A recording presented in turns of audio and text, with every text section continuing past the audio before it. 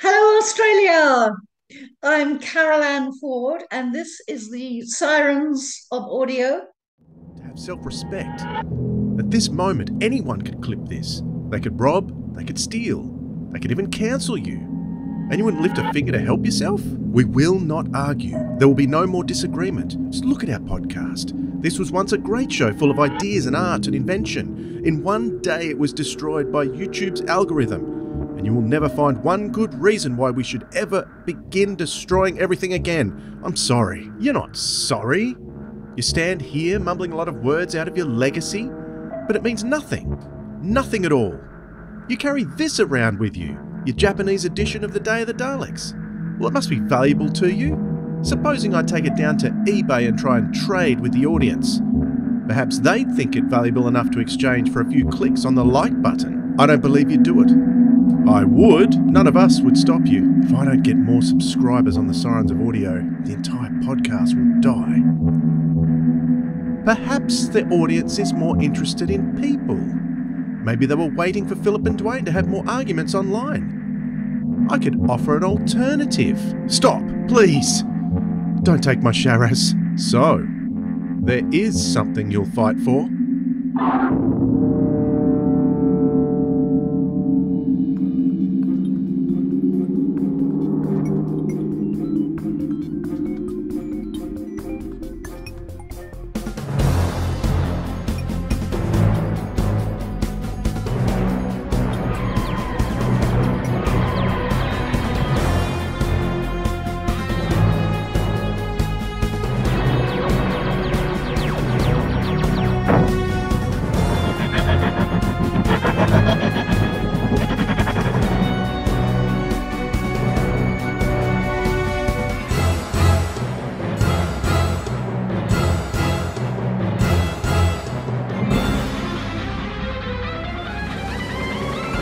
G'day audiophiles, this is the Sirens of Audio, the show that explores the universe of Doctor Who and other cult television in the audio medium. My name's Dwayne. And my name's Philip. G'day Dwayne, g'day audiophiles. G'day Philip, how you going? I'm doing excellent, thank you. That's good to hear, good to hear. We are being joined today by the lovely Sarah from the Type 40 podcast. G'day Sarah. Good day. Hello, you two. It's lovely to be back. No. That's no. It's good afternoon, g'day. Sarah. G'day. Not good sorry. day. Oh, I do apologise. No, it's fine. Good day. It's fine. Yeah, that's a bit better. Good afternoon, chaps. How's that? Well, thanks very much for joining us. It's great to have your company again. Can you believe it's been over a year since we had you on the podcast? I know. Well, this is it. Doesn't time fly? Doesn't time fly when you're having fun? But yes, very happy to be back. Absolutely raring to go today. I'm really looking forward to this topic. Excellent. And the topic, of course, is the First Doctor Adventures. We're going to be talking about the 3 box sets that have come out thus far, featuring the First Doctor as played by Stephen Noonan. So the 3 box sets, we've got The Outlaws, we've got The Demon Song and Fugitive of the Daleks. We're going to briefly talk about all those, what we think of those productions, if we have any favourites. I know I've got a favourite. And maybe even a little teaser of what's to come in the future. But Philip, before we get into that, do you know what? No, what, Dwayne? We have to jump down the rabbit hole. Come on, Sarah. Okay, I'm going.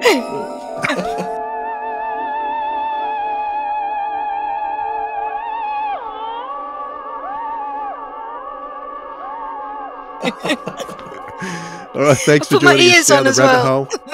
Yep, you must, and the cottontail. Okay, here's my rabbit hole topic, and I'm going to hit Philip with this first because he's had the least amount of time to think about it. Now, in the 60s, the Doctor was an old man, but he was loved by kids of that era. I don't think Peter Capaldi, as an older Doctor in the current era, was as loved as other Doctors that we had. What do you think the reason might be for that, Philip?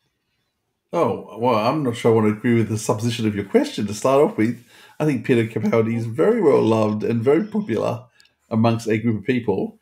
He isn't the warm, grandfatherly type of doctor that William Hartnell was. But that You being don't said, think even so? no, I don't think so at all. Okay. No, I mean, the Hmm. closest you kind of get to him trying to be, well, he gets accused of being grandfather is with Bill in the Knock Knock show with the wooden creatures and things, and he's helping her move into her flat. And I think she calls him grandfather there, though he hates that. Um, but generally speaking, no, I think, once again, as much as he's older, I think he's actually quite young and vibrant, but certainly not warm and cuddly. And he wasn't supposed to be. But so William Hartnell wasn't warm and cuddly at the That's right. start either. Mm. Hmm. So they mellowed him down. Well, he chose to mellow himself down an awful lot. I mean, even with Susan, who's quite brash, I think it wasn't until really Vicky came along that William Hartnell's characterization mellowed a lot. And it shows like the Romans where they're mucking around, having lots of fun together along that path that you start to see his warmer side. So what was the question? So I was rejecting the supposition of your question about Peter Cohen not Well, being popular. I think the kids loved William Hartnell more freely than the kids of the Capaldi era loved Capaldi. I think there was there was even, we had such a young doctor in Matt Smith. There was I've seen a lot of comments saying, "Oh, I watched up to Matt Smith and didn't really watch Capaldi much after that." So this is the general audience I'm talking about, Mm. because back in the '60s with Hartnell, that it was a general audience that sort of took the world by storm. You had the combination of him, the adventure, the monsters. That was huge, and I think there was, but I think Capaldi's equally. This is me speaking personally as a fan.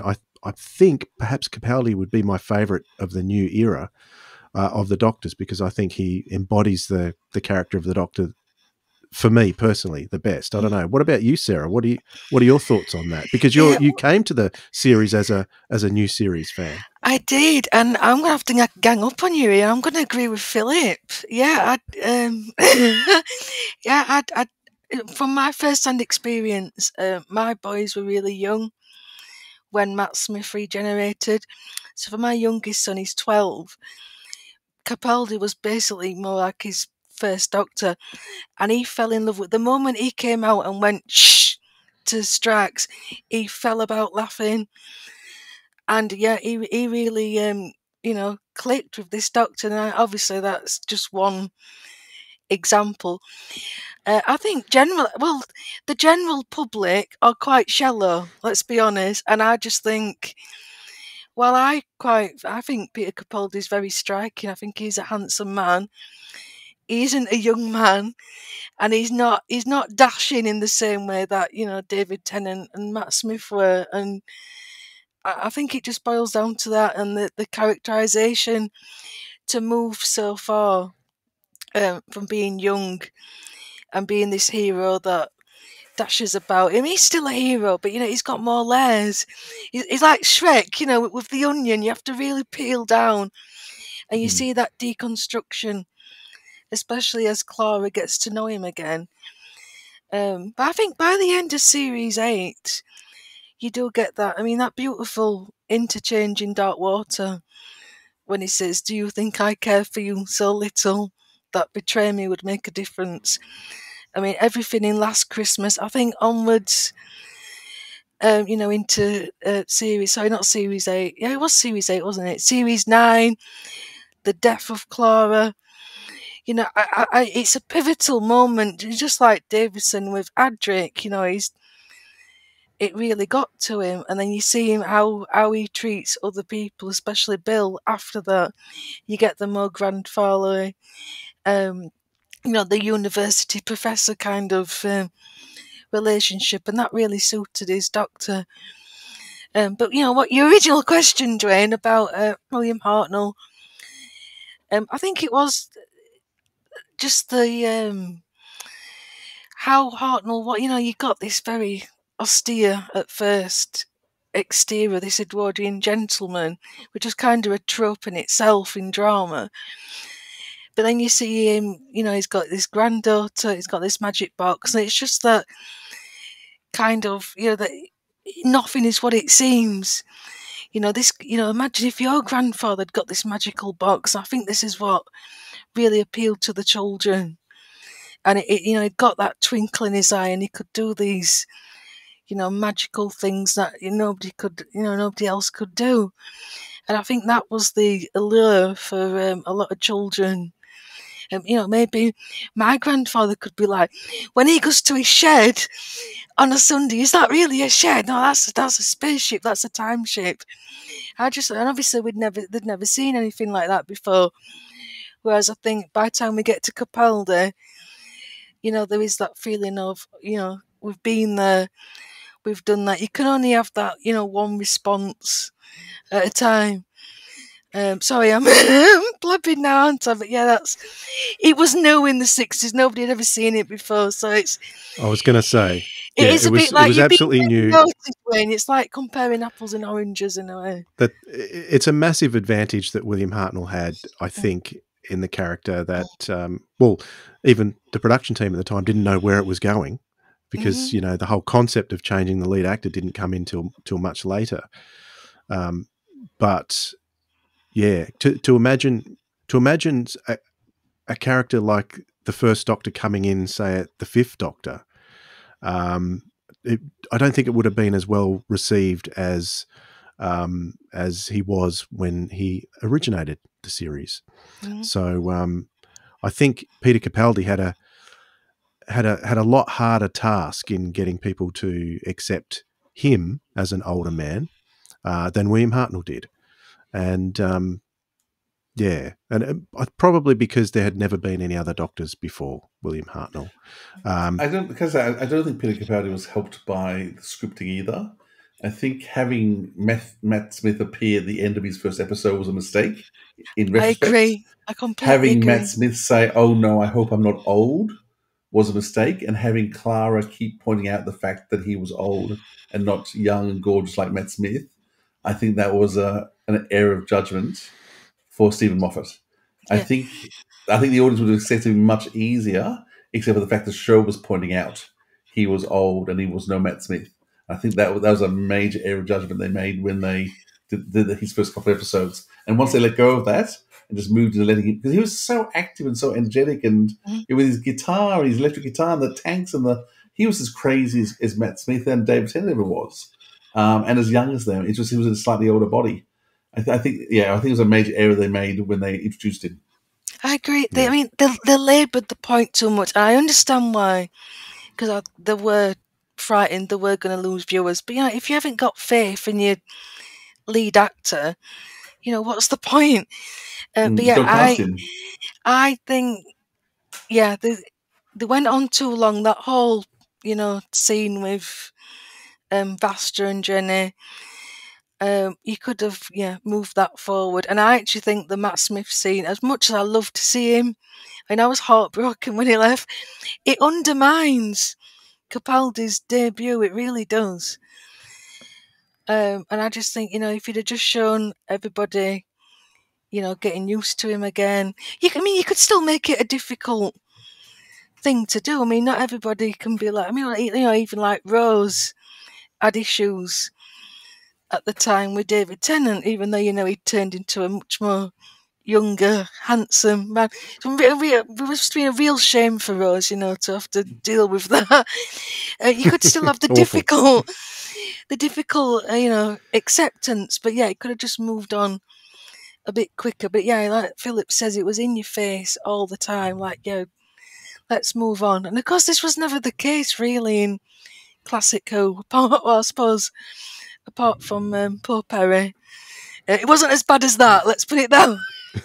That's true. But like the first Doctor, the 12th Doctor and the first Doctor had a beautiful evolution right from the start to the end of their characterizations. Hartnell was great to watch his evolution through those years, as was Capaldi. Completely changed by their adventures throughout the run. Probably the most noticeable of any Doctors, those two, which I see that as a big comparison. And yeah, I love them both very much as the Doctor. All right. Shall we jump up out of the rabbit hole Sounds good. talk about some of the stories that we have in store? We'll go in order of release, obviously. And we're going to talk, first of all, about the First Doctor Adventures release, The Outlaws. Now, I'm going to throw in a trailer for The Outlaws. I won't read the blurbs, but I'll just throw in the trailer because there's 2 stories in there. We'll talk about them both when we come back. From Big Finish Productions, The First Doctor Adventures, The Outlaws. You didn't happen to catch sight of a white-haired old coot, did you? As a matter of fact, we did. You were not here when I was last forced to defend these walls. That lasted only 40 days, and yet still it tested the fortitude of every man and woman here. The French archers have loosed their arrows! Then the attack has begun! Quickly! We haven't much time! It won't be long before Louis' soldiers scale the walls! So, gentle knight, what have you to show me? A secret. Well, this is my ward, Lady Dorothea... Dodo. Oh, yes, of course, my dear. Lady Dodo Chaplet. And this is the Doctor. Hello? Yes, I'm here. Do stop bellowing. What is it? Oh, no. Doctor, Yes, child. Oh, who would do such a thing? Outlaws, my dear. Outlaws. The brutish reality of history, my dear. Oh, that was a truly disgusting clown. It's not all dressing up, you know. Pity we had to clamber up the privy chute. I suggest we release these poor animals and leave before the outlaws return. I am William of Berkshire, and you are trespassing in my forest. Who? William of Berkshire. Surely you've heard of me. No, I can't say that I have. And relax that bowstring, sir. You'll have somebody's eye out with that arrow. Oh, delightful. The Doctor's here, that's what matters. And I've had plenty of time to contemplate my revenge. You perfidious meddler! What are you doing here? What are you, planning? And where is Dodo? Now, that's more like it. I'm sure we're going to have a chance to catch up, but right now, I'd better get going. The young woman you travelled with spoke against our anointed king. She was confused. She didn't know what year it was. Is she often so confused? What have you done with my ship? Nothing, except keep it safe. Those French dogs are going to swarm into Lincoln, and I've no way to stop them. Oh, no! Doctor, look! The French have breached the city walls. We're all going to die! The Doctor, my lady. What is the meaning of this? One moment I'm a guest, then a prisoner, then a guest again, and now I'm being dragged around the castle by these ruffians of yours. With good reason.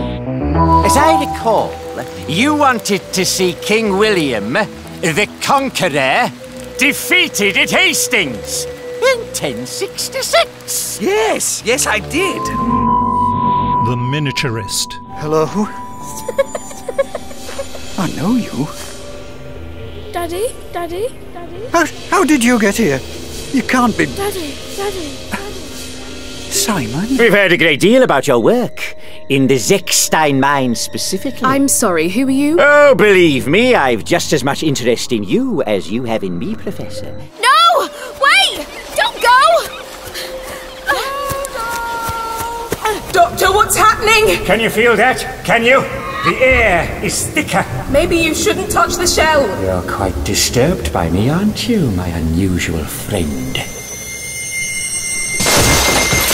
This game is at an end. We are playing. You and me. I like playing with you. If you play with the dimensions of my ship, you won't just destroy this part of England. You'll destroy the Earth's solar system.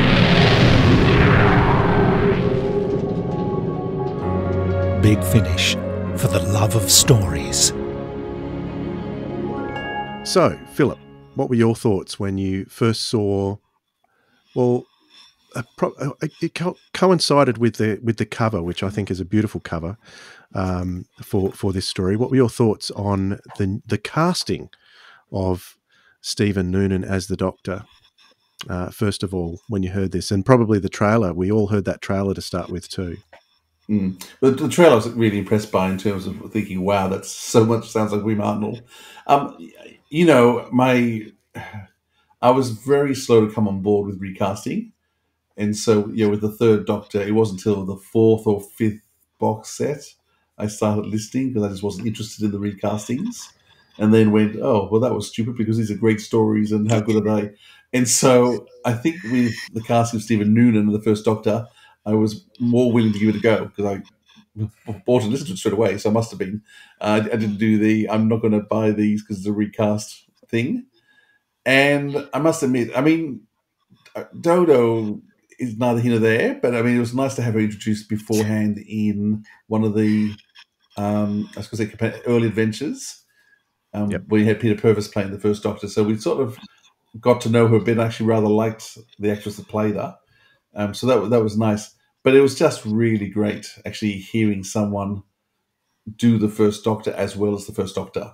And I think because of the things like the fluffs and the twitterings and things, I just laughed. And I think the first story, The Outlaws, I know you weren't a huge fan of The Outlaws, but I love the meddling monk. I've got reasons, though. Got reasons for that. Okay. But I actually thought it was a very clever way of bringing in the first Doctor, because I guess you don't really want a Dalek story as the first new Doctor story, even though the first Doctor and the Daleks very much are synonymous with each other. And so I think going for the meddling monk was actually a really clever way of reintroducing the first Doctor to us. Because the monk is one of the first recurring, I think it's the first recurring character in Doctor Who, and brilliantly played, and having a story that felt a lot like the Time Meddler in terms of historic setting, playing around with time, TARDIS, separate from the TARDIS, all the first Doctor tropes that you want, and so it was all familiar territory, and so I could actually picture everything really well. I love the meddling monk. Anyhow, I think Rufus Howard is just amazing. My Blake Seven Clintus Barber vibe was very happy with that being ticked off in this with this story, and it just flowed really well. So I really loved the first story, and I couldn't believe how quickly I just accepted Stephen Noonan into the role. Yeah. What was your impression, Sarah, when you first heard this? Well, when I first heard the trailer, I was just blown away about how close Stephen does sound to Hartnell. Because I was coming from David Bradley, and God bless him, as much as I love David Bradley, doesn't really sound a lot like the first Doctor. Well, he doesn't sound like the first Doctor. He hasn't got the first Doctor's mannerisms or his heart. No. And in fact, the way he was written by Stephen Moffat and then continued to be written isn't the first Doctor. There's nothing first Doctorish about David Bradley. No, I have lots of issues about Twice Upon a Time. We could do a show just about Twice Upon a Time. I like, wow, this guy, really sounds like him. As for Dodo, I was all for it because I have to support the Yorkshire companions, obviously, being from Yorkshire. I know that Dodo didn't get a fair crack at the whip. So I was really excited to see what their relationship was going to be, because they'd only had the one story of them being together, without Stephen. And then obviously, and then she gets written out and never comes back. So obviously they've got a lot to play with. I love historicals. I love the 60s historicals. I just think they're charming. The Time Meddler, it's a classic. I mean, I love the Romans, the Crusade, all of those. And it evoked, that spirit of it. I wasn't as keen on the Robin Hood style story. I just think it's low hanging fruit. You've got the Sheriff of Lincoln, who was a real person. I mean, that's intriguing in itself, that there was this female sheriff at that time. I just think you could have done something a bit different with that. But I can't deny the idea of the meddling monk being in charge of this band of outlaws. It's just absolutely hilarious. It's perfect for him. As you were saying, Rufus Hound is absolutely fantastic, and he almost steals the show away from Stephen Noonan. Nearly. You know, if Stephen hadn't been that good. But the interplay between when they've got them scenes together and they're just insulting each other. Well, they're both so mischievous, and I think that's why they've captured the characters so well. They're both so bad and naughty, and playing together, it's hilarious. And yeah, and this it's so funny. mock outrage from both of them, because they've both meddled in time, and one trying to be more pious than the other. And, you know, the scene when the monk's in the cell and the doctor's laughing because he's managed to convince the sheriff not to kill him because he's so incompetent. And I got tears down my face. It was just absolutely, you know, perfect. As for Dodo, well, they don't actually spend that much time together, do they, in that story? So it is difficult to really comment on that. But I mean, there was that nice scene at the beginning about, you don't want to be looking after me. Stephen's left. But his concern when Dodo's taken, that was lovely to see. You see that protectiveness. And again, and it's different. Again, it's different from Susan. It's different from Vicky. And obviously it gets developed along the box sets, but there's definitely chemistry. I could see the chemistry, or hear, should I say, could hear the chemistry between Stephen and Lauren. Glynis Barber, I know her from Blake 7, so I know what a good actress is. She's got that authority in her voice.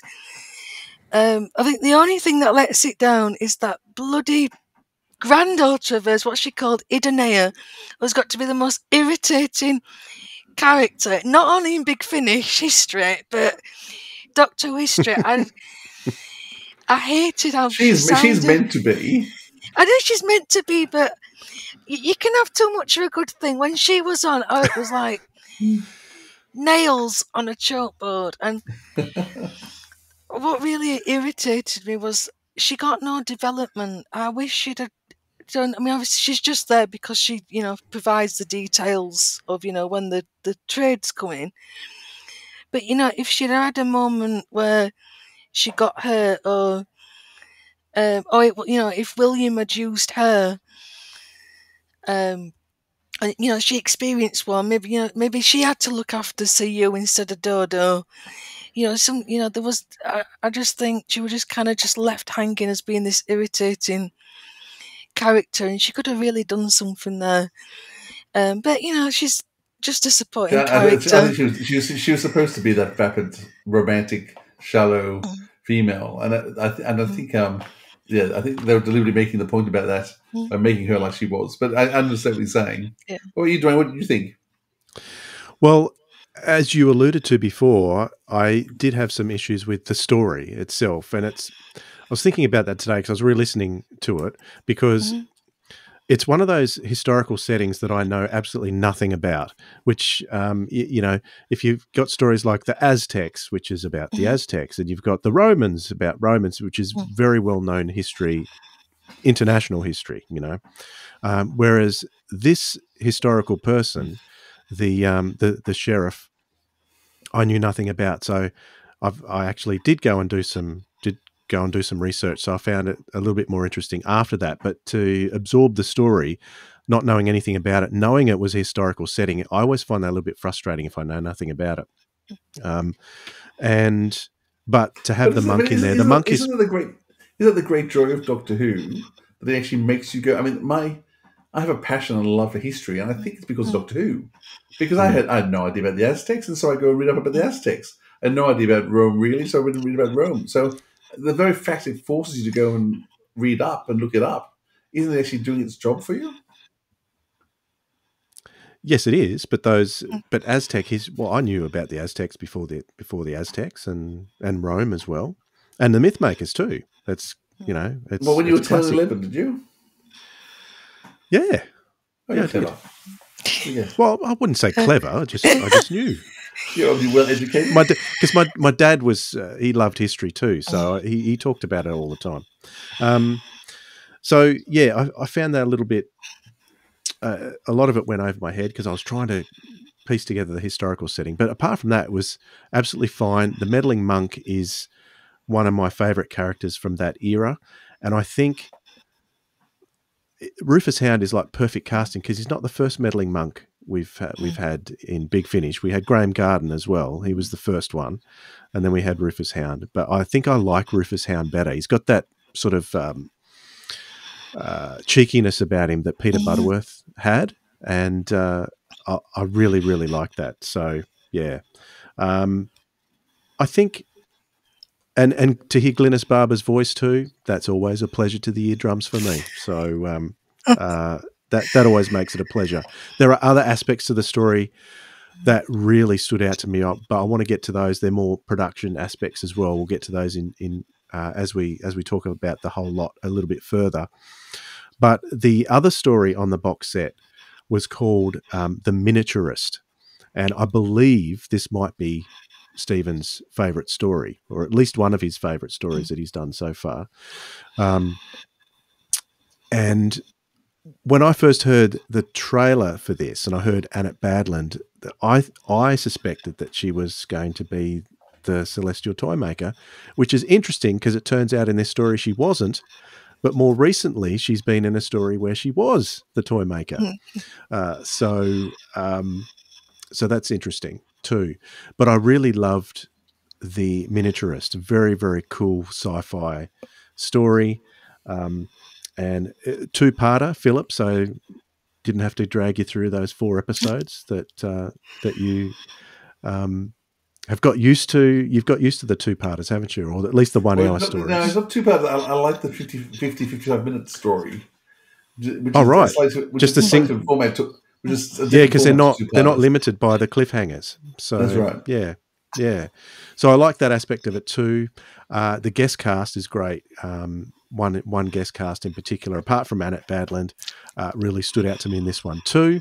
But the story was excellent. Loved it as a sci-fi story, and it sort of really fit into that season 3 out of this world, go anywhere kind of setup that the first Doctor had.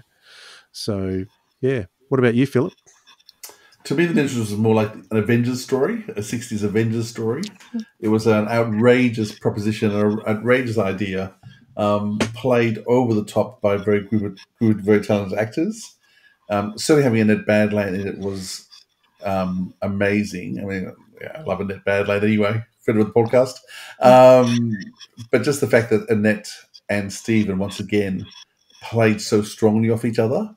I think quality actors inspire quality acting, and so when you put someone with both their experiences together, you got some really lifted performances. So to me, that was probably the highlight. Those two once again, just lifting the whole story. Sarah, I've got to admit, this was my favourite story until Fugitive was released. So I completely understand why Stephen would view it so highly. Everyone's on the top of the game.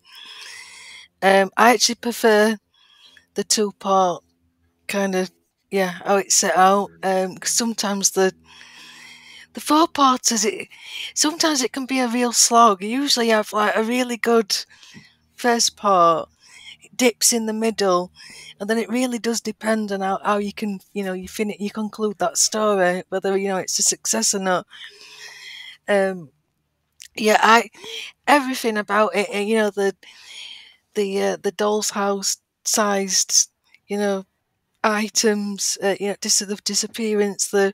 We'll get onto the sound design later on, but it's absolutely phenomenal what they did. I mean, I had goosebumps with the sound. There's some really creepy effects going on. When I heard it was Annette Badland, I was so excited because obviously I know her as Margaret Slitheen, and I'm like, oh, she's playing another baddie. Yes, this is fantastic. and then you find out, I'm guessing we are doing spoilers. It's been that long. But to see it again, well, it's very much like Margaret Slitheen, isn't it? She's this villain, and then she's got this sympathetic side, and you realise she didn't really fully understand what she was doing. It was, dimensions were all new to her, and she was really sorry. She was just this, really lonely entity. Paul Copley's absolutely fantastic as the Night Watchman. And that side, I mean, what really appealed to me with the miniatures was this sense of loneliness and getting over grief, and that what was the creature called? I can't remember. I can't remember either. It'll come to me. That she'd got nobody, and she used like the memories of other people to communicate. When I listened to this, it was obviously it was released 2022, so we're after lockdown. I lost my nan during the old COVID thing, and the scenes with Dodo, and then obviously Paul Copley's character Mick, I think he's called. That I really connected with that, and I was in tears at the end when he gets to say goodbye to his son. I just think to bring all this brilliant sci-fi and almost horror. I mean, it does feel quite horrific at the start, and then to boil it down to just human connection and that emotional thing in just a 2-part story. I was like, my God, I'm just blown away. Absolutely fantastic. I can't praise it enough, and for me that it is the superior story of that first box set. After that, Sarah, I just want to go and put it on right now. Oh, I'll flog CDs. Very good. No, that's awesome. All right, well, that was box set 1. So last year, the second set came out, and it was called The Demon Song. Here's a trailer. From Big Finish Productions, Doctor Who, The First Doctor Adventures, The Demon Song. It's coming straight for me!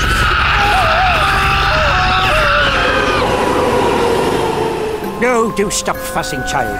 I am perfectly capable of exiting a railway carriage without being forcibly propelled onto the platform. Well, I don't want your cloak to get caught in the doors. Get there. Will you stop playing that tune? The demon's coming! Oh, my head! Me too! Of course! I should have realised. This is what happens. What will happen to you all if you do not sing my song. That's it. The Demon Song. Welcome, my freaky friends, you weirdos of the web and subscribers to the strange. Daniel DR, Demon Hunter here, live streaming from Camden Town, which after tonight will be renamed Armageddon. Has it occurred to you, young man, that by broadcasting your videos over the World Wide Web, you're actually helping to spread the Demon Song?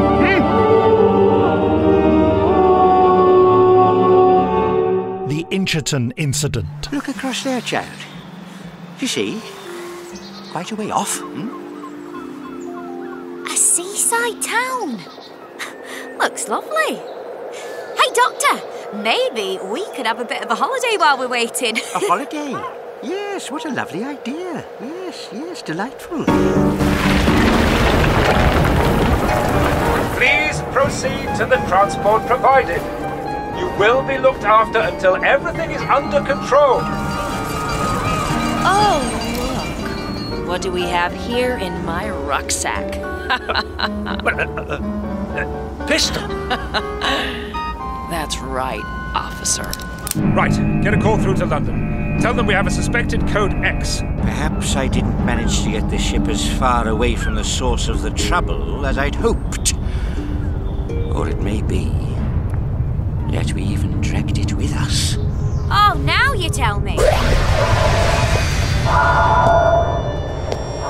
Professor Dalton?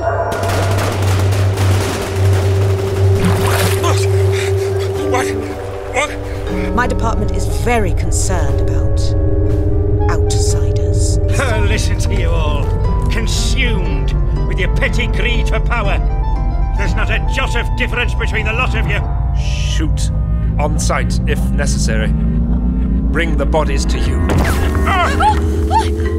And that's my cue to leave. Good luck. Good gracious! Don't shoot! We surrender! It's like the war again.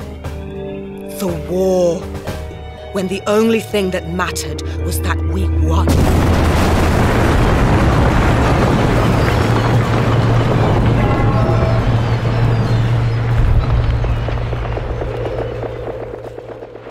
Big Finish. For the love of stories. So I'll go to you, Sarah, this time. Your second taste of the first Doctor played by Stephen Noonan. What did you think of the Demon Song? They started off this box set with the two-parter. And again, a brilliant, strong start. I think there's something really delicious about putting the Doctor, the first Doctor, in a modern setting. Absolutely. And yeah, and it just worked perfectly. I mean, from this, when he's on the tube and he doesn't pay because he uses his ring. Dodo's reaction to modern day Camden Town. Oh yeah, just fantastic. Again, another really strong story. Playing with sound, of course, it's perfect for an audio adventure anyway. But what they do with it, the Demon Song itself, it is an earworm. I bet you found yourself humming it or singing it afterwards. It does get in your head. It's really clever. And like the conspiracy theory. And I love how they utilised, live streaming on YouTube. They got that in. The secondary characters are fantastic. Daniel Diart, really good. Again, really sympathetic character as well. Spelt deaf, yeah. It's nice having, the Doctor kind of paired with Archie for a little bit and having that dynamic. I think Dodo gets a lot to do in this one as well. She's very courageous, very inquisitive. She figures things out. She stays calm. Just a really fantastic companion piece for her. My only real criticism is, again, you think you've got this really scary beast villain. Turns out to be, not the case. I just want a real big baddie for the Doctor to get his teeth into. But it was really, it was really well done. And again, I really enjoyed it. I like the idea that they're not just doing the traditional, historical stories. And it's still, while still feeling modern, it still felt like you could imagine it in the 60s, almost. Apart from you'd have to change the YouTube thing, obviously, but it's still like the heart of it still felt like it were in that 60s. And I just thought it was absolutely fantastic. Can't praise it enough. I really love, how they use sound in these stories. Yeah, Big Finish have done that in a few different cases, right from the early days, and they've done a great job here with that again. I found this is a very unique story, I think, because it's a contemporary story. But when we watch Doctor Who and we watch the contemporary stories, the Doctor and companions are usually in our time, but this time the contemporariness of it is the audience. The Doctor and Dodo are not contemporary to us. Dodo is not contemporary. She's in her future. So that's something I think is very unusual. I can't think of that sort of happening before. A contemporary yet a futuristic story at the same time. So it was fascinating to me to get Dodo's reaction to all that modern technology that we just take for granted, that just wasn't there in the 60s. It was kind of Victoria with Fury for the Deep and things, but it was never actually pointed out, though. So both Jamie and Victoria both came from the past, but nothing was ever made of the fact that when they hit modern times, that things were different. It just was. Which this actually started to play on that idea. Yeah, that's right. So I find that one of the most fascinating aspects of this story. And anything to do with sound is fantastic. I really gel with that. So I love this story. Definitely, it was my favourite of the two. We'll talk about the second one in a second. But what about you, Philip? What were your thoughts on the Demon Song? Yeah, it's interesting. I mean, I know I listened to them all both quite recently when we first thought we were going to have Sarah on a while ago. And you know what? They've Sorry. really got out of no, it's okay. But they've really got out of my mind. Like I'm really straining. I'm reading what they're saying they're about. I'm really struggling to remember what they were about. I do recall starting to realise that Shrinkation had hit Big Finish because box sets were no longer 4 episodes in length; they're only 6 episodes in length. Mm-hmm. And I think this was the first one I sort of went, "Oh, hang on a second," and then I realised that was happening more and more. I realised Big Finish costs have gone up and up, and they don't want to put their prices up. Therefore, the result is therefore we're getting less story for the money. But yeah, quite seriously, I'm reading now that what the blurbs are saying, and both of them are making me go, "Yeah, no, I don't really recall." Is that awful? So sorry, I can't talk much about them because even though it was only a couple of months since I listened to them, off the top of my head, and I was hoping that Sarah talking about it would prompt my memory more and go, that's right. But I'm still going, yeah, no. Well, I'm hoping Sarah talking about the Inchiton incident will do that for me because I struggle with that one. And out of all the First Doctor stories for me personally, I think this is probably my least favourite, which is unusual for a Nick Briggs script. They're usually right up there for me, but this one didn't gel with me much at all. What about you, Sarah? Yeah, it's interesting. Well, I think I've got to agree with you, Dwayne. I struggled with this one, and I was surprised because on paper it sounds, it's the brilliant sci-fi setting, excellent build-up.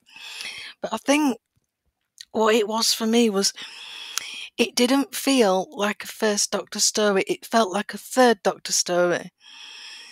Gotcha. With the military set. And I know, obviously, the war machines, and I've listened to the extras, and that's kind of what they're going for. But there's so much action going off in this, and it got that kind of Claws of Axos kind of theme, because they want the spaceship for the energy, or all the warring factions of the world coming, and it's talking about human greed. So I was getting that vibe from it. So it felt strange having the First Doctor in that scenario. Really enjoyed the first episode. Again, I enjoyed the little town, the build up, there was good mystery set. Really like Captain Andrews and that, the PTSD strand from the war. Now that was interesting. But I did kind of lose interest kind of halfway through. And I can't even really put my finger on what it was because the Doctor sounds fine. He has a good rivalry with Virginia. Getting a name wrong. I mean, all that's hilarious. They work really well. Having to be like unwilling allies, and the scenes. When he's detonating the explosives. It's absolutely hilarious. But again, I don't know. It just felt like it was something the Third Doctor would be doing. And then the fourth episode, I just felt like the payoff wasn't as good as the setup. And it ended really abruptly. And my interest was only saved because, obviously the Doctor vanishes at the end and you've got that mystery. I think if that had not been there, I'd have been really disappointed with this story.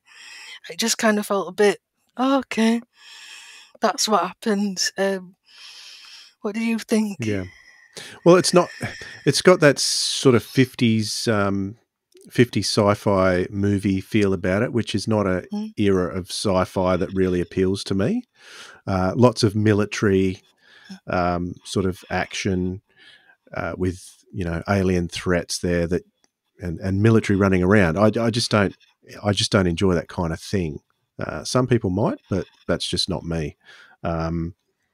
So yeah, probably out of all the stories that we're talking about today, for me, this was the weakest one, but certainly well worth listening to for all the elements that are there. With Stephen Noonan's First Doctor and Dodo, fantastic stuff. But the cliffhanger is an intriguing one, which we're going to get to in a second.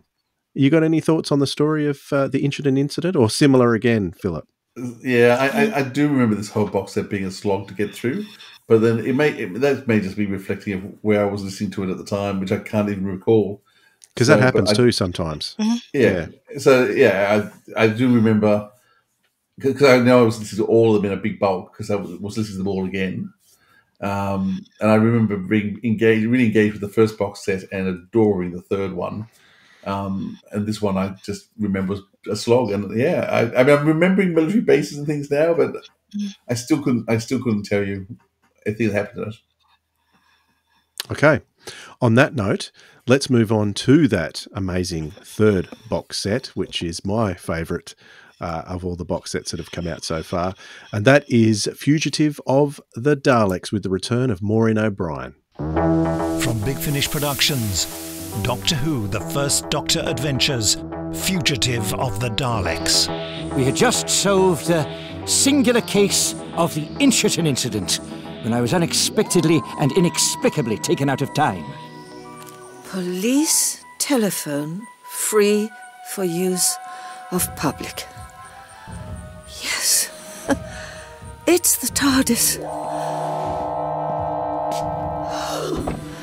Everything. It's just as I remember. Oh, thank you, Chesterton. Most kind, my boy. Most kind. I'm not as weak and feeble as I look. The people here certainly seem to know their onions. Highly advanced technology. So you see, you must take us with you. It's some sort of scientific research station observing a dying red giant. You will deliver the Doctor to us, or you will be exterminated. I hoped I'd never see them again. Never see who again? Those things. The Daleks. Seismic detectors indicate we are 1 mile beneath the planet's surface. The most evil, ruthless beings in the cosmos. Fire! Fire! Sustain fire! It's some sort of camp, but everything's been smashed up, burned. Yes, indeed. There's been some kind of catastrophe here. The Sioux are in camp somewhere near the Little Bighorn, and I don't want any nasty surprises. All Daleks prepare to disembark! It's your fault. You're making me nervous. Paramount success! Anti-gravitational magnetism. Most ingenious. Has the Doctor's time machine been captured? Goodbye. We're in the Daleks' time machine. Run! It must have reverted to its original programming, which means the child is in terrible danger. Then what are your orders? You are to be taken to the Dalek Supreme. I'm honored. Everyone in this city will soon be dead. Your wish to die will soon be fulfilled by a nuclear bomb. The TARDIS can look into your heart and see not what you want, but what you need. I need to be with you. Big Finish, for the love of stories. Okay. Now, this was absolutely fantastic. A Johnny Morris script, because he's always reliable, always does a fantastic job. He's a fan of the show, so you know there's going to be lots of references in there. We got the return of an older Vicky coming on board. How much are we going to spoil for this one, Philip? No, I think it's really important. I don't think it's fair to spoil, because it would just ruin the whole story for anyone who hasn't listened to it. There's a great twist in this, and we don't want to discuss that at all. But we can say it is heavily influenced by the events of The Chase, and it is kind of done in a similar way as The Chase, because you've got different locations pretty much for every episode. The sets are better. Sets are fantastic, aren't they? This is a budget that can change every episode to a new location, and it works. Yes. Oh, come on. I love The Chase. I don't know. Do you like The Chase, guys? I adore The Chase. Yeah. I love The Chase. Yeah. But you can tell the budget is strained by the fact that it's a new, like, it's like Keys Emeritus. You can tell that putting together a whole new set every week is hard work for them. but I love that, both of those actually, Keys and Mariners too. Mm-hmm. But yeah, Fugitive of the Daleks. You can see on the cover that that Dodo's in it, but she's not in it for quite a long time, which is interesting. And the way she does turn up in the episode in the end is intriguing too. There's not much you can say about it, really, is there? Yeah, it's very difficult. Spoiling it. I think you have got to have watched The Chase, I think, to fully appreciate this story. Watch The Chase and then watch this straight after, I think. Yeah, because it is perfect. Yeah, it's the sequel. It's The Chase too. Did I say watch this? Listen to it. You're watching, you're visualizing the locations and things. I mean, Maureen O'Brien's performance is just wonderful. And, you know, I've got a very soft spot for Maureen, and, you know, we had her on the program, and she was just adorable, having her on this program and talking to her. It was just such a joy and a privilege. And just having her back and her performance. And there's just such emotional scenes of remembrance and times past. And like the new series has done, when it's done things like with Sarah Jane Smith and Joe Grant, because it's Sarah Jane Adventures is part of that, and bringing back, and the Power of the Doctor Nation. Power of the Doctor also did it with a bit with Ace and Jan Fielding, Tegan as well. You just had an opportunity to have some real moments of what's it like to have travelled with the Doctor and have left him. And what is it? And I guess as a fan, I've always wondered what is it what happens behind, what gets left behind in the companion, and so we get some of that come through. And as you say, I mean, Jonathan Morris, his love of the program, his love of these characters, just ekes out. And so you've got this beautiful story by him. It's so clever, such clever twists. But it's also a nostalgia fest.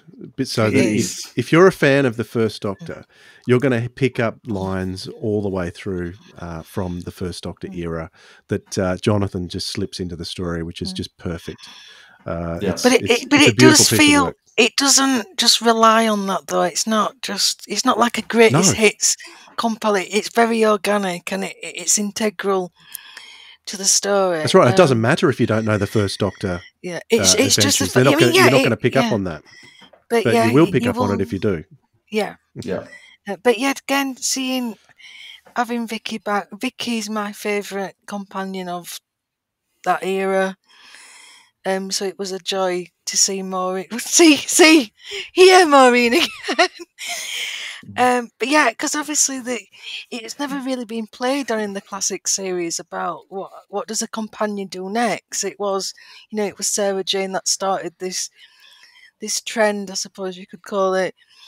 So to explore that, there's some absolutely heartbreaking stuff with Vicky and how she comes to terms with her life, as an older woman.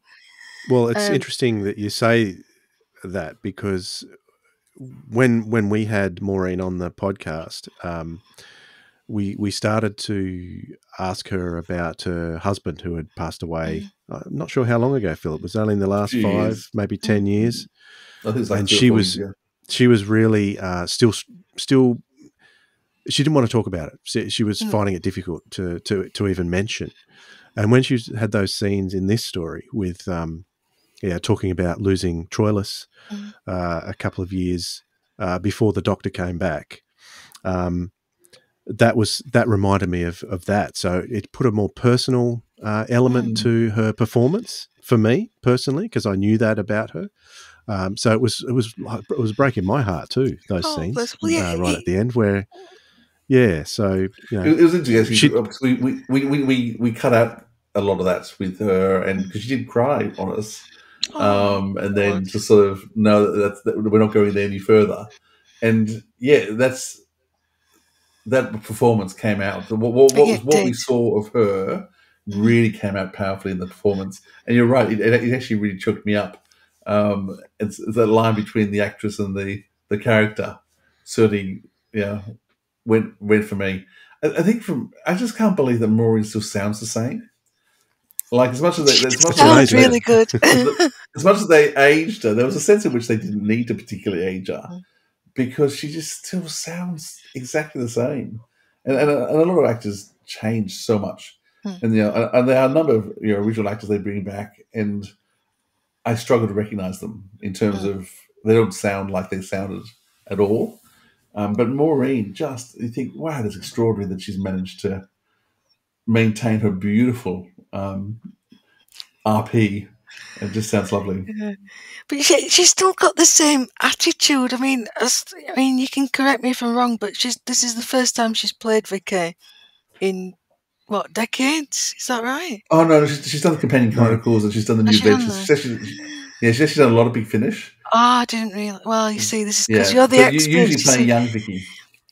But here, I did it. Yeah, she completely. It was like she'd just put on a glove, but obviously she has found that easy because she has done it. But for me, it was like a natural progression, and I loved her.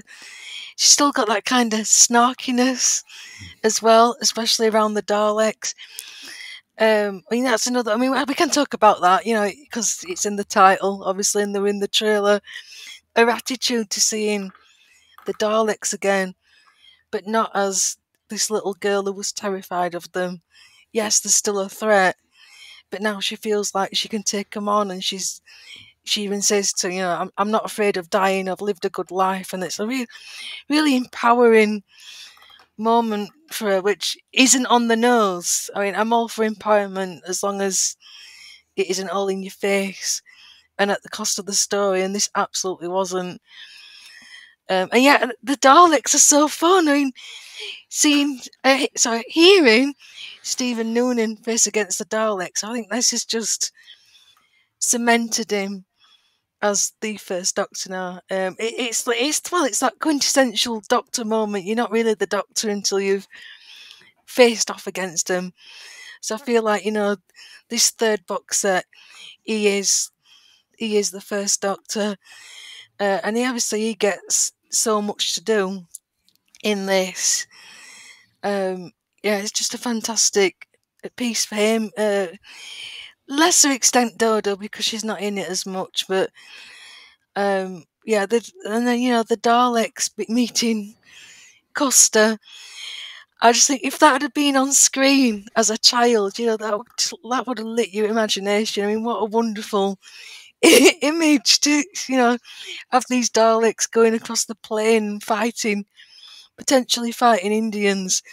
It's just so wacky, but it just works again. That real call back to the chase. I was grinning from ear to ear with that scene. The police boxes scene, I was falling about laughing.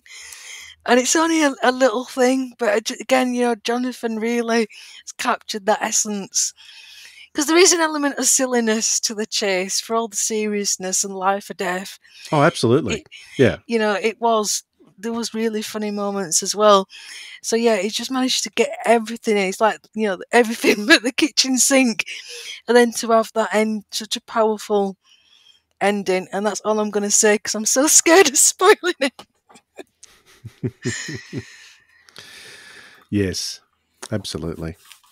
Did you have anything else on the story side of it, Philip, that you wanted to bring out? No, that's fine. I think, it's if you're going to start off with any one, and I think actually with all the box sets, you don't have to listen to them in order. I don't think that matters at all. They're very much pick anything to go with. If you want to know whether you're going to like the first Doctor and what they're doing, this is the one to start with. I think it's because what's interesting about Fugitive is that they actually have a flashback scene that goes back to the Inchiton incident where he disappears. Yes, they do. So you don't need to have heard the Inchiton incident to know what's going on in this one, because it flashes back, which they don't do very often in Big Finish. All right, so let's break it down and talk about the whole 3 box sets and some of the aspects from them. Well, let's start by talking about the performances. Well, what about start with Lauren Cornelius, because she had done a story before Stephen came along. Of course, that was the Secrets of Death's End, wasn't it? That was the prequel to the Abominable Snowmen, which was fantastic. What I like about Lauren is that she doesn't sound like Jackie Lane at all, but she brings her own. And I'm not sure what you think of her sort of accent as the northern character, but I love her energy and her enthusiasm for the adventure of it all. That sort of just comes oozing out of Lauren, and that's what I love about her. What are your thoughts on her character, Sarah? Yeah. Well, as far as accent goes, yeah, she does a very good job of doing a northern accent. I think I remember seeing an interview when Maureen was convinced that she actually was northern and was quite gobsmacked, that she wasn't. Yeah. Again. So she's. I assume she was. She's not northern. No. She's born and raised in Camden Town. I know that Oh, from an okay. interview as well. Yeah. Okay, So yeah, I'd assume she really was northern. There you go. Okay. Well, you see, this is how good she is. Again, she is absolutely infectious, and it's difficult with Jackie Lane because Dodo was so inconsistent. I mean, she spoke very differently between episodes, so it must have been a real, challenge to kind of get what the essence of Dodo was. But yeah, I think Lauren is fantastic. She makes her really endearing because Dodo, she does make mistakes. She does power into things. One thing that just going back to Fugitive, one thing that annoyed me was that they kept calling her stupid. There were several characters that called Dodo stupid, and it really got to me because she wasn't. She was just being, what a real person would do. The situation where she's in the TARDIS and she panics. Well, you would do, if the doctor's not there and all this is unfolding. What would you do? Not everybody's a swish. I mean, that's a big difference between like modern companions seem to be quite like blasé about everything and can just deal with situations. So I like that. I like that Dodo feels like a real person, and that is down to Lauren and what she brings to it. And you're right about the energy drain. One thing you can say about Dodo is that she's not dull, and we don't get to see the best of her in the series. So it's nice that we've managed to develop it. I've been watching The Gunfighters this week. It's one of my comfort episodes. I really love The Gunfighters, and especially Stephen and Dodo's relationship in that, and the energy that she has when she wants to start singing in the bar and playing the piano. I love that aspect of Dodo, and I think Lauren does bring that out. Actually, that's part of the character that she does. So, what about you, Philip? What are your thoughts on Lauren's portrayal? Yeah, no, I really enjoyed it. I enjoyed it before we started the box sets with Stephen. I think Stephen's lifted her performance all the more as well. Once again, playing against a strong, good character really makes things work better. I mean, you talk about Jackie Lane's accent. Yeah, the reality is, who knows how Jackie Lane sounded because they kept changing, and it wasn't her fault. But they kept changing it. So she does start off, I think, the first 2 episodes of the arc, she's quite northern. And then they pull it back for the rest of the arc. And then by the end, she's totally RP. So, yeah, how did Jackie Lane sound? I don't know. It's actually quite tragic we don't have a lot more connection with Jackie, that she passed away. I think before her renaissance really was happened. I mean, I remember we had Peter Purvis on the program, and I knew he'd been in the same room as her with the 60th anniversary, and he didn't realize it. And he said, "Oh no, I've never met her again." I think she was actually there in the same room as you, and he didn't recognize her. He didn't talk to her, and I don't know. She must have gone in with all those companions and just sat down somewhere, and no connection was made, and they never interviewed them properly. That whole thing was just a travesty. All those companions in that room and just the way they were overlooked. She did a great job, and as I said, I'm really enjoying where they're taking these characters to. For sure. All right, now let's talk about the man of the moment, Stephen Noonan. What are your thoughts on his portrayal, Philip? Now, be honest. Don't hold back. Well, it's not like Steven's ever going to listen to this, so it won't actually matter. No, he'd never listen to this. this. Yeah, as he often comments, and I'm always nervous. Makes comments under our videos quite often. The thing I'm really enjoying about Steve's performance is just in terms of how he's captured William Hartnell and the First Doctor. So I have a huge fond spot for Peter Purvis's interpretation, and so in the Companion Chronicles and the New Adventures, I really love Peter Purvis. I think he didn't sound like William Hartnell particularly. He was an older, gruffer voice, but he had emotion and heart. And so, to me, hearing Peter Purvis, it felt to me like he had the heart of William Hartnell, the heart of the First Doctor anyway. I'm not sure anyone actually knew who William Hartnell was. I think he kept himself very secretive himself as well. But Peter Purvis always had that emotion, but didn't sound like him. And so when Stephen Noonan came along, and suddenly you had someone who sounded a lot more like William Hartnell. I know Stephen would hate me saying this. I don't think it's a full impersonation of William Hartnell.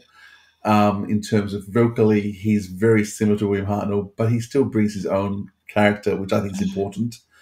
And he certainly brings all the love and the joy of the First Doctor.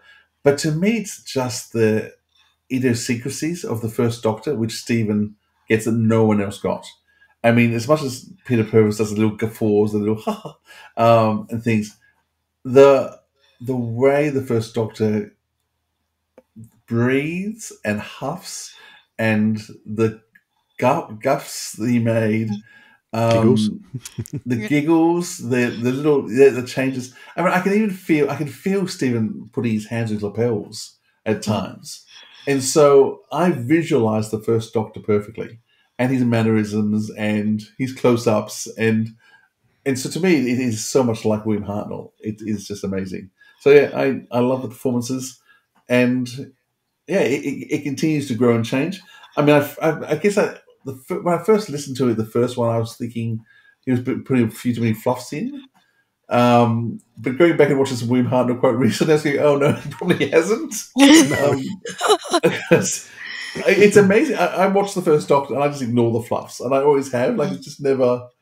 I've never noticed it, and so on audio you pick it up a lot more because I think because you're concentrating a lot more on the words, whereas visually there's always so much happening around it that it doesn't bother you. But it just keeps making me smile over and over. Just that those little idiosyncrasies that he's just picked up on.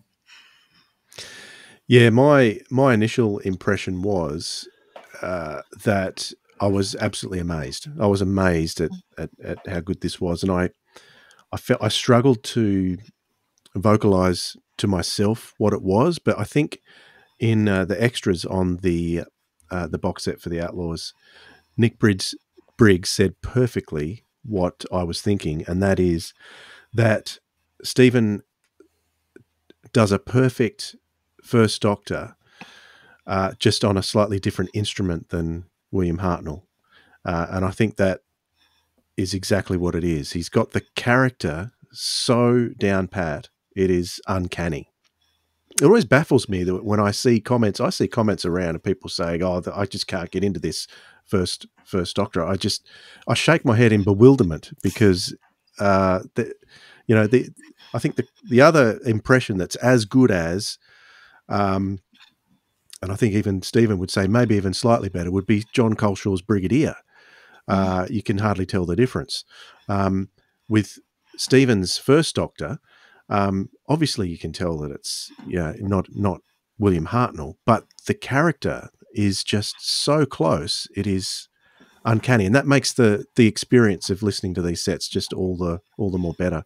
What about you, Sarah? I think part of the issue is people are thinking David Bradley as the First Doctor or Richard Herndon. Yeah, well, they're wrong as the First Doctor. I know, and they're wrong too. Yeah, I know. Okay, but I think the issue is they have a picture of the First Doctor which isn't a true picture, because the David Bradley performance is not the First Doctor. That's not what William Hartnell was like. I mean, he hasn't captured anything about William Hartnell. I mean, I don't mind it. I enjoy it. I enjoy it enough. but it's not the first Doctor. It's not William Hartnell. And Richard Herndell, I love the Five Doctors. I love Richard Herndell's performance of it, but he's also not the first Doctor. It's not written as the first Doctor. It hasn't got his heart, his love, his joy.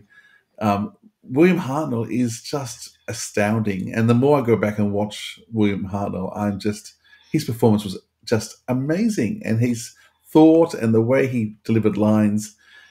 And when they brought him back, they had this crotchety old man, sexist, racist, which isn't the first Doctor. No, not in the slightest. And Stephen Noonan has gone back to that very pure first Doctor. And I think the people who are complaining about the performances actually don't know William Hartnell, and they haven't watched enough William Hartnell to know, no, this is what he's like.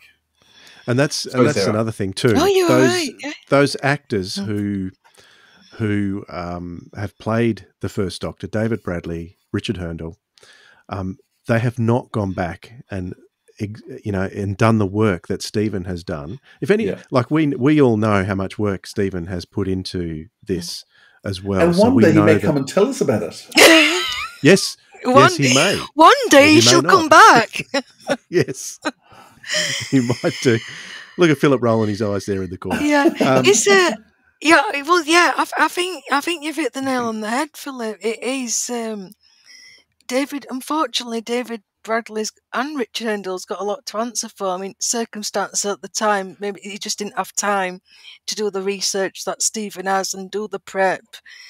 But yeah, the David Bradley first Doctor in Twice Upon a Time is so far removed. And it's only recently, it's only since like last year, like the 60th anniversary, that I've gone back and I've been watching all the 60s stuff, listening to the stories that we haven't got. And I just got such a new appreciation of what Hartnell was doing, because he cared. He loved this job. It wasn't just a job like for Stephen. him. And yet, I mean, God, what can I say about Stephen? He is mesmerising. And I mean, I genuinely mean that. There are elements when I've listened. There was a scene in the Demon Song with the fob watch, Dwayne, and he talks really close to the mic, and it's just gobsmacking. And like you were saying, it isn't a carbon copy, it isn't an impression, and it shouldn't be, because he's not replacing William Hartnell.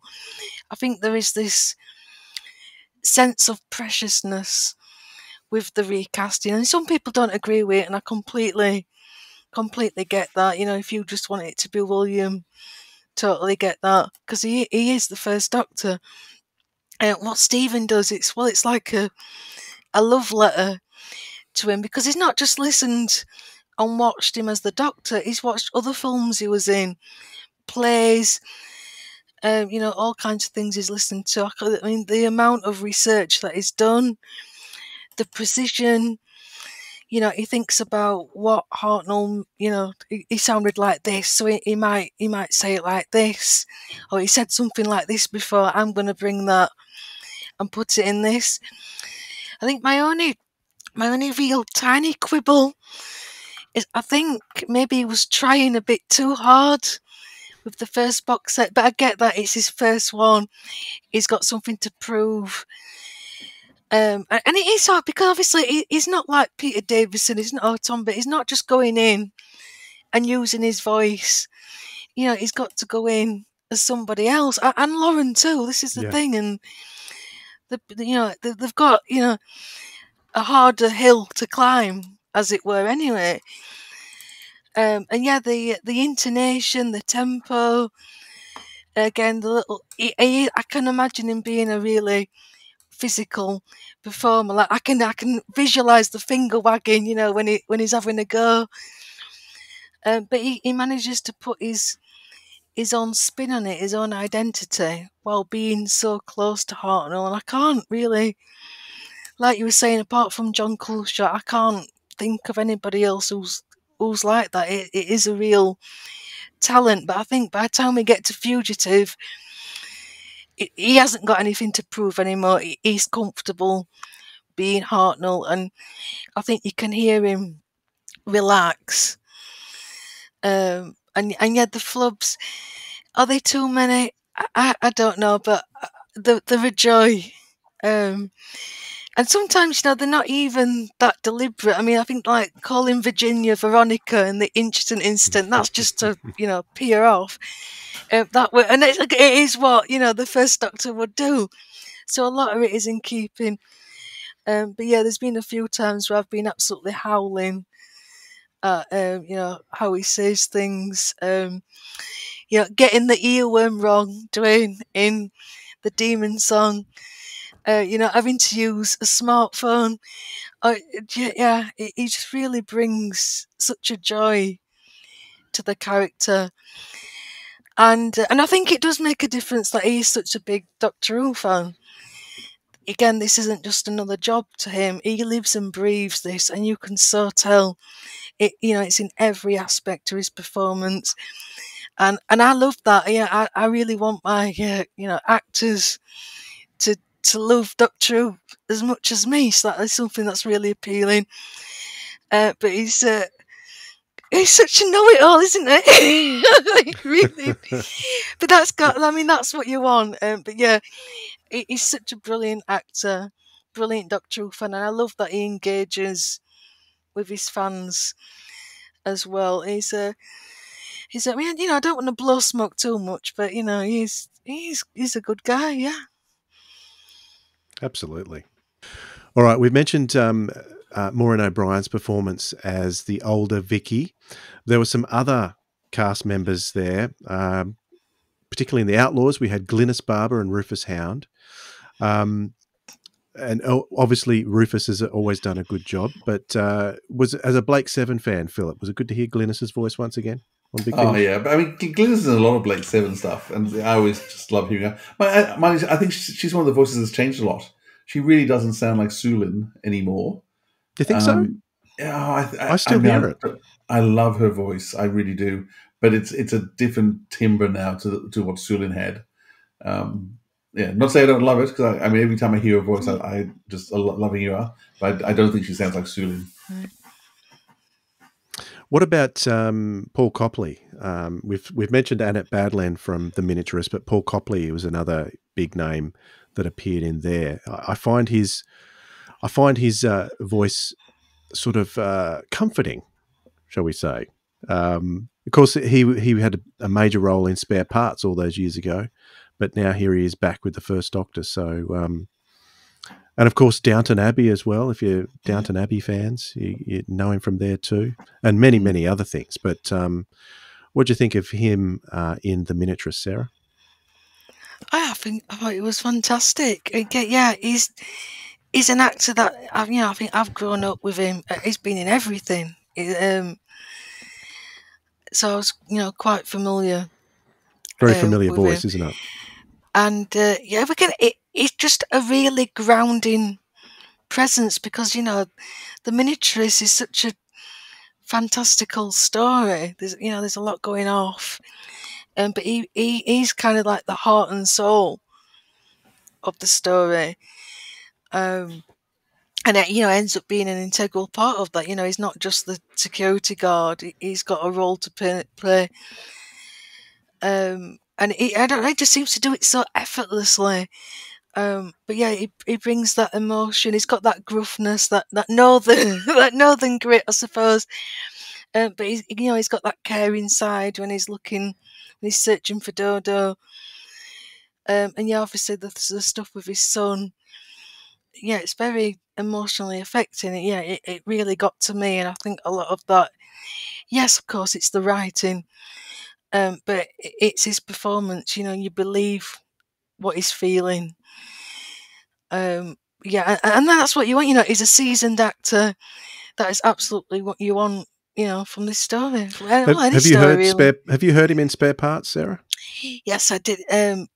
Spare Parts was one of the very first Big Finish stories I listened to, because obviously they used it for Rise of the Cybermen and Age of Steel. So I am very, very, very fond of that story. Yeah, cool. There's one actor that guested in Fugitive of the Daleks that I want to mention, and he's another great mimic and that is Mark Elstob. We've had him on the podcast only recently, and he's a great voice actor. He does so many different voices, and I think one of the keys for him in doing that was doing so many audiobooks over the years. He's had to pick up voices for all these different hundreds and hundreds of characters over the years. So when I first heard the story, I didn't even realise, I hadn't looked at the cast list beforehand. I didn't realise it was Mark Elstob. Did that happen to you too, Philip? Oh, well, I never look at cast lists, you know that. So yeah, and I hadn't picked it. It wasn't until the end when they because one of the things I'm loving Big Finish to do now is telling you at the end of the story who was written by and directed by. I know they've been doing it for years, but that was a really important change I think they made. Only a few years. Only a few years, listing the cast off. I hadn't picked up it was him until afterwards, and I had to go back and work out who he was and what he'd done because it was quite diverse across the stories. So I missed him totally. I mean, there's very few now that I pick up on.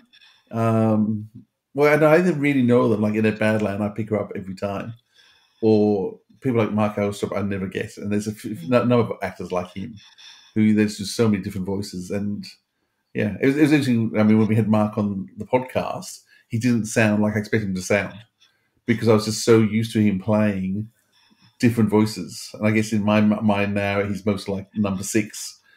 But he doesn't sound like number 6. He doesn't talk. That's not how he talks at all. So that's right. It's a mark of a good actor. Is that you're never quite sure what you're going to get when you actually meet them because you sound nothing like what I was expecting.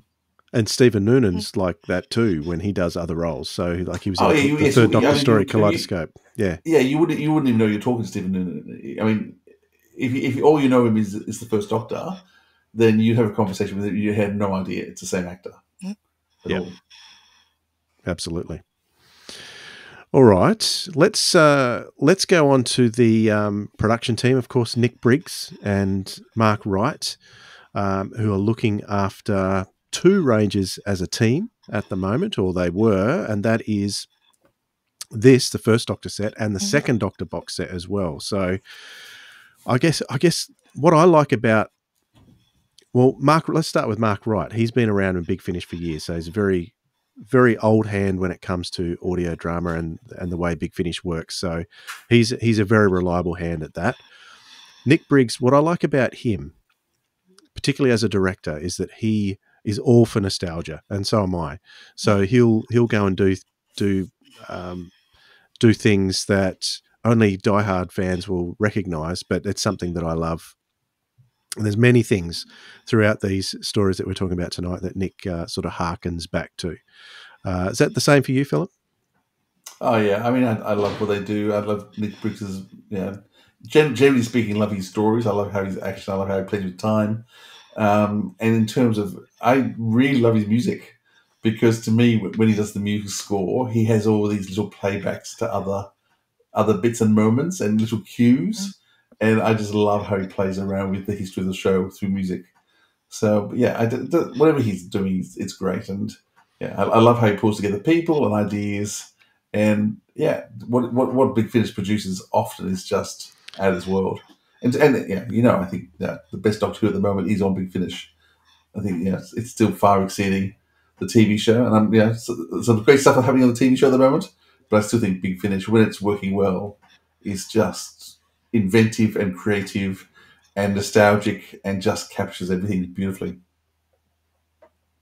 Yeah, and it's interesting because out of all the stories that have been released here, how many stories is there? 4, 5 stories that we're talking about today. I think Nick has only done the music for one of them. I think that was the Inchiton incident. All the music for the others was done by others. So that sort of takes us on to music and sound design because we've got Toby Hrichek Robinson. He did The Outlaws. He did half of the Demon Song as well, as far as music goes. I think Luke Pietnik is another one that Nick uses a lot for sound design as well. So between those 3, we've got the music and sound design for all 3 of them. There is one aspect I want to bring out, and that is the Outlaws. One thing that blew me away by the Outlaws, and I don't know, Sarah, if you would have picked up on this, but they use a Tristram Carey sting throughout that. Do you recall that, Philip? There's like the Tristram Carey music from the Daleks. Not all of it, but just a little sting is peppered throughout the Outlaws, and even through in the Miniaturist as well. So that first box set, I don't recall hearing it on the other box sets, but that first one in particular really stood out to me. So that was a real nostalgia boost for me that took me right back. I love that aspect of it. Were there any other aspects of sound design that stood out to you, Philip? I think, as always, it's very tightly done.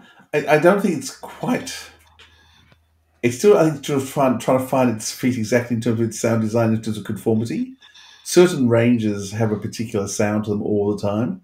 I think we commented earlier in the year with the Third Doctor range that when they moved him out and put him into the War of the Sontarans, it was such a shock hearing the Third Doctor in a totally different sound design and soundscape, because the Third Doctor's world is such a known sound world. I don't think either the First Doctor or the Second Doctor have quite found their world yet in terms of sound quality. Not the sound quality, but in terms of it just hasn't got quite the sound. I'm expressing this really badly, aren't I?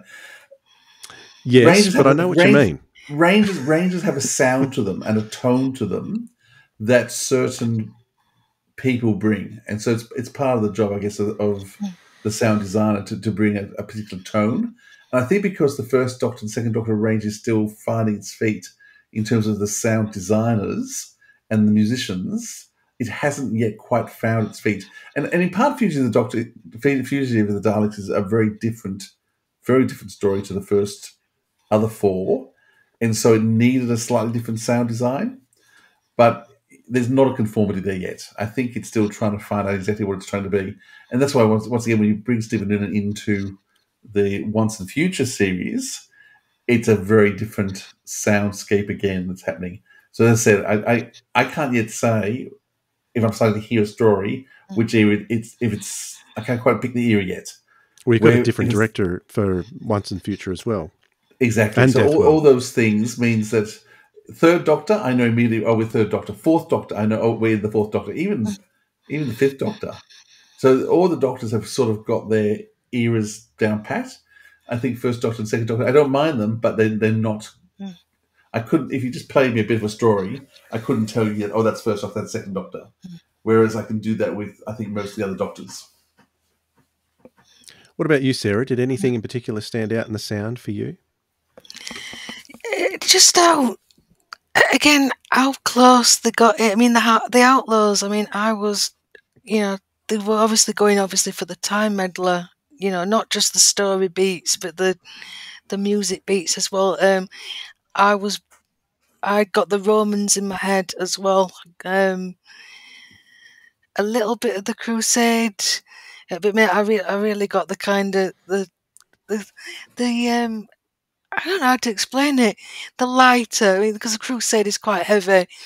The lighter moments of the Romans really stood out to me. Well, yeah, okay, that's what you're trying to go for. I mean, in terms of like the miniaturist and the demon song, I mean, the soundscapes, they're basically a character in their own right. If that doesn't work, if that's not effective, then the story falls down. I mean, I don't mind really not being able to place it, because it's a different thing for me with Philip, because obviously I don't listen to as much. I'm very much still picking and choosing. So I don't mind that, but I agree with you, Philip, that it is probably just because they're still finding the feet and they haven't decided. The incident. By the way, I'm not saying that's bad. By the way, I'm just saying it's just not. It's not there. I mean, I say whether you think it's a bad thing or good thing's up to you. I mean, a lot of people like everything being very different, and and there's sort of enough composers. I mean, Dudley Simpson does the vast bulk, but actually, I'd love it when we go to someone like we go into the Sea Devils and Malcolm Clark, or we go into some of the Death of the Daleks and forget Kerry Blyton. Yeah, I don't know. I don't know if that's the best example. I really struggle with the come on. music. Wow, wow, wow. But Although I love the fact that I was expecting that music in Fugitive because it's still got right. it's very similar, and with that chase element. I'm like, oh, that'd have been a brilliant opportunity to just bring that music back for that story. That'd have been hilarious. But yeah, yeah. I suppose if it's changing all the time, you're not getting that complacency. But yeah, I don't. I mean, I don't think I'm in a position to comment whether it's a good thing or a bad thing or not. It's interesting. You say Nick did the music for the Incherton incident. I found it really just not very inspired. Like, I'm usually such a big fan of Nick. I feel like I'm giving him a right beating today. It was. I wouldn't say it wasn't awful.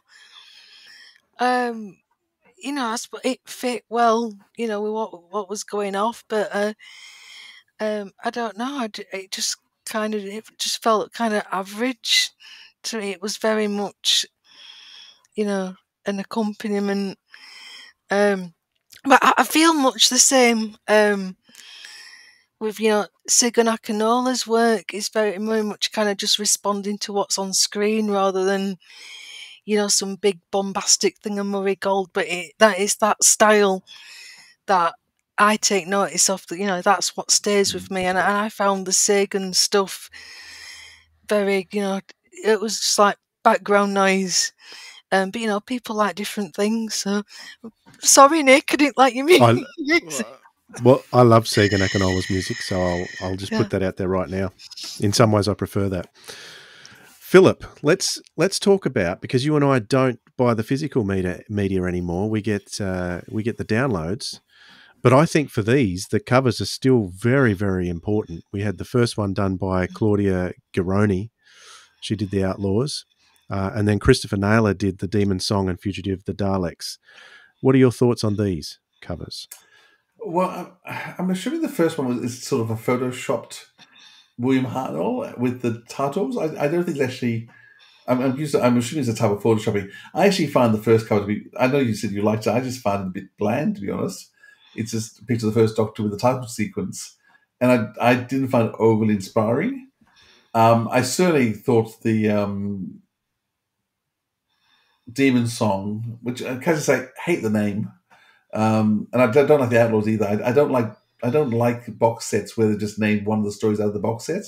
I prefer just to be honest. I prefer just box set 1, box set 2, than choosing a title from one of the stories, because I think that's unfair on the other story and the other author. But anyhow, so I must admit, I certainly prefer Christopher Naylor's painting when he comes in, but Fugitive of the Daleks by far is my favourite painting, just because of the colour, and I just love the extra colour. Love what they've done with that one. I think people may or may not know that I love Christopher Naylor's work. I've actually got I've got a couple of his prints, and I have one of his originals. So I do have the original of the Second Doctor cover he did. Wow. So sitting in a frame, yes, it cost me a fortune. It cost me almost as much to ship here as it did to buy it. But yeah, so I love his artwork, and so to me that artwork is very distinctive and makes that era special. I think for the first and second Doctor, having original artwork for the covers is a special thing to have. Yeah, for me, the Demon Song is the standout cover personally. That sort of, yeah, it's not as busy as Fugitive of the Daleks or the one that's to come, The Living Darkness. But I would easily put that on my wall. It's very dark. Yeah, very dark. Very dark. Well, it's the kind of thing I like. I like it very much. Just a slight tinge of colour in it. It's got more. Oh, listen to him, will you? It's got it's got more colour in it than the first box set, but yeah, it's still got that black and white feel. I think it imbues the era very nicely. Yeah. Very, But very they're nicely. changing cover design again for the next box set. So there you go. Yeah. Well, my biggest criticism of this range are the covers. Really? I think they're very, very dull, and they don't represent. They don't give the best representation of what's in that box set. The first one, I don't know what they were thinking. It's so dull, and it's not original at all. It's just William Hartnell's face. I don't see why it needs to be in black and white. It's not. Yes, it's that era, but we're not on telly. We're not on screen. And we're not visualizing black and white sets. Let's go for the vibrancy, which is why, for me, Fugitive is the superior cover. I do love Christopher Naylor's style. I think he's really talented, and the Demon Song cover is a beautiful illustration. But first it's wrong. Why have you got a picture of the Inchiton incident when it's called the Demon Song? Again, it's this confusion with the titles. They should have just kept it as Volume 1, Volume 2. But again, you've just there already got was a Volume 1, Philip. That's the point. You've just got a picture of an old man with a bandaged head. That is not selling what goes off in either of those stories. There's so much action and excitement, and I just think it really undersells, what's going off. Whereas Fugitive, I think it just strikes the right balance. It's not too busy. I love that orange. But yeah, I just think it's a beautiful piece of art. I mean, the next one, The Living Darkness, I get that's gone too far the other way. There's too much on that. I think we got the happy medium with Fugitive. But yeah, it made me question, what is the audience? What is Nick and Mark aiming for with this? Because if you're just preaching to the converted, we're going to, if we love the 60s era, we're going to buy it anyway. But if you're trying to get younger listeners, somebody who hasn't really got into the 60s, and you're trying to make it more exciting, like the Daleks in colour, which was an interesting experiment, that I just think you need to be jazzing up your covers a little bit more. But yeah, I just don't think what's on the cover is really selling what's in there, but of course it's completely different because not everybody buys the physical media, and I suppose it is different for downloads. But yeah, I just thought it's interesting choices. Well, Demon Song's still my favourite, so there. You didn't sell me. All right. Should we just quickly mention, Philip, the appearances of the First Doctor in Death World, which came out recently, and the Once and Future range as well, because Stephen had a cameo in virtually every story there. In particular, I think he had a long section in one of them, which was it the Martian invasion of Planetoid 5, where he was in about the first 20 minutes? First 20 minutes, I thought he was the Doctor for... Yeah, that's right. And then David Tennant comes along. David Tennant comes along. I thought that was actually really a huge part of him. Yeah. I mean, I think his appearances in Once and Future, I think, really helped lift the set. And I do know that when they did the 50th, was it the 50th anniversary? Was the one with we've reviewed it, written by John Dorney, with the Master and all the Doctors up to the Big Finish Doctors up to that point. And they do have little cameos for 1, 2, and 3, but I think they use Peter Purvis. Do you mean it starred John Dorney? I think it was written by Nicholas Briggs. Oh, it was. Yeah, light at the end. Light at the end. Thank you. We had Nick on talking about it. We had Nick on and talking about it, and John Dorney we've talked to him about it as well. The first 3 Doctors were really lost in that, because I mean they actually had a really significant part to play in the storyline, which I think they got swallowed up because I think it was a sound design choice. It was. They really just kept their voices. They kept their voices too quiet and too underscored. It's like they were embarrassed by the fact that they were being played by Fraser Hines, Peter Purvis, and I'm not sure who's doing the third Doctor then. Tim Treloar. It was Tim. And it was really a shame that they really underplayed those three characters because they had a little significant plot thing. And I know we were following all the other Big Finish actors. And that was, I think, a lost opportunity in that story. And so for once in future to actually have brought out much more strongly, and the first Doctor in particular, I know Michael Troughton does some stuff and Tim Trelaw does some stuff, but certainly Stephen Noonan gets the bulk of the early Doctor stuff in different parts and pieces, and just does it lovely. And so just having the first Doctor there, it helps ground the whole celebration of what's going on. Yeah, it was beautiful. And another beautiful thing in Death World was the first Doctor teaming up with John Coleshaw's Brigadier. Yeah, the two of them together were just amazing, weren't they? Yep. Highlight of that story for me, I think, was those two together.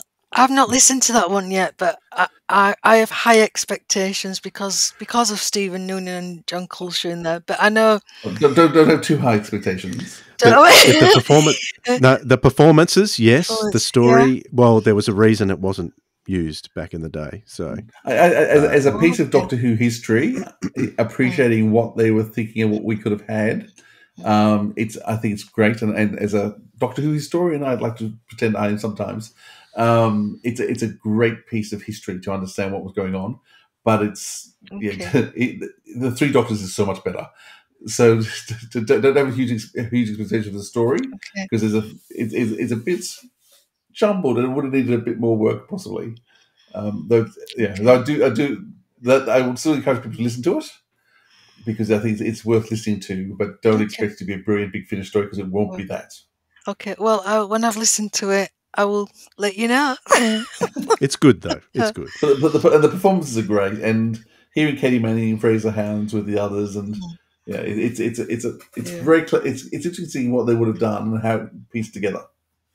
Well, I know listening to interviews that Stephen has got. It's one of his earliest memories is William Hartnell in the Third Doctors, in the Three Doctors. Sorry, so I imagine. Yeah, he'll have put in, the same amount of exacting, research and preparation to get that version of Hartnell. Just so, yes, I'm looking forward to that aspect of it. Excellent. All right, so that's the box sets that have been released thus far. It's only a month or two away, and we're going to get another one called The Living Darkness, starring Peter Purves. It'll be interesting to have Peter back in the first Doctor range. We're looking forward to that. I love Peter, so yeah, very much. We look forward to seeing it happen, and just hope they get a move on. Or we get Carol Ann Ford, or we get Annika Wills. I want all the classic companions to play against Stephen. Yeah, all of them. Complete in agreement. Yeah, I mean, I adore Peter Purves as Stephen. Again, I love that. Yeah, as much as I love Ian and Barbara, there's something special about the Stephen and Vicky, and Stephen and Dodo. But yes, I'm really excited to see, what's going to come, and I'm sure the interplay between them will be fantastic. I'd love to know what Peter Purves thinks of Stephen Noonan's Doctor after playing him. We might get that in the interviews. Yes, that would be very interesting. If they're honest, could be an interesting. It'll be the first one that of the first Doctor sets that hasn't been directed by Nicholas Briggs. This one's going to be directed by, or has been directed by, Helen Goldwyn. So, and she does, and we have discussed this before, Philip, that each director has a different style, a different sort of fingerprint on their projects. So I'll be interested to see what Helen has to do with the first Doctor. Be interesting to check this one out. I adore Helen's work, and I think she's an amazing. As do I. Yeah, director for actors, and I assume we'll have less music because she's more about having the voice sing. But so I'm really curious to see where it goes by, and also just the fact Jacqueline Rain is written, and I love the work of Jackie Rain as well. There's a lot of good things coming forward to this. So that's January 2025, coming out soon. Now, I was going to go into what we've been listening to, but we've been talking for a fair while, so I just thought we could each do a recommendation of the 3 box sets. If anyone was a must listen, if you had to pick one of those box sets, Sarah, which one would it be? It's got to be Fugitive of the Daleks. Philip? Yeah, Fugitive, I've already said that. Same here. Absolutely. So 3 out of 3 for Fugitive of the Daleks. Congratulations to Stephen, Johnny Morris, Nick Briggs. It's absolutely amazing piece of work. Stunning. So I can recommend that wholeheartedly to everybody. That only leaves us to say goodbye and thank you to Sarah for coming back on. Thanks, Sarah, for coming back finally. Finally, now, yeah. Don't be a stranger. Don't be a stranger. Oh no! I will as soon as I've listened to The Living Darkness. I'm going to be pestering you to come back on. But yeah, thank you so much for having me on again. It's always a pleasure. I love talking to you both, and I just love talking about this era. It's fantastic. Thanks, Sarah. And we can catch you over on Type 40 very soon, can we? Yeah, well, I haven't been on for a while because I've been unwell. But yeah, you will see me soon. Fingers crossed. Yeah. Yeah, good to see you on the men too. And Philip, you know it's always wonderful to be in your company.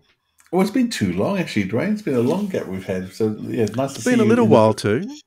Yeah. Well, I mean, more than a week, this feels very, very long. I think it's been 3 weeks. So I've been around Australia. I've been travelling this time. But That's right. About time someone else did the travelling. By stepping on a plane and flying rather than trying to drive. That's the easy way. That's the easy way. Oh, you have both made me so envious. I've been keeping an eye on your travels, and yeah, it's been beautiful. Well, when you live in the best country in the world, Sarah, it's very easy to just have nice trips anywhere. I would love to come over. When I win the lottery, I'll come over and see you. I'll shout you a meal when you get over here. Yeah. And Philip will just shout at me. All right. That'll do us for this installment of the Sirens of Audio. Thanks for your company. We will catch you all next time. Bye, everyone. Bye. This has been the Sirens of Audio, the Stephen Noonan First Doctor Adventures, with our guest Sarah Graham and your hosts Philip Edney and Dwayne Bunning. Theme music by Joe Kramer. Check out our live event details and all other info on the podcast at sirensofaudio.com. Got some feedback? Send your email to sirensofaudio@gmail.com, or you can DM us at any of our socials at Audio Sirens. Thanks for listening, audiophiles. We'll hear you next time.